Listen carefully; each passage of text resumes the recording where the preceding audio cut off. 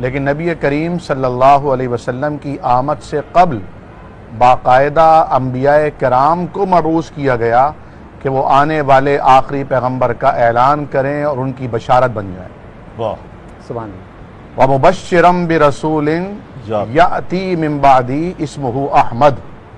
سیدنا عیسیٰ علیہ السلام کو مبشر خوشخبری دینے والا بنا کر بھیجا. وہ آئے ہی صرف منادی کرنے کے لیے تھے کہ میرے بعد آخری نبی آنے والا ہے جس کا نام اللہ رب العالمین نے احمد رکھا ہے. سبحان اللہ. اور خود نبی کریم صلی اللہ علیہ وسلم نے فرمایا کہ آسمانوں پہ میرا نام احمد رکھا گیا ہے اور دنیا میں میرا نام محمد رکھا گیا ہے، اور یہ دونوں نام کائنات میں اس سے قبل کسی کے نہیں رکھے گئے تھے.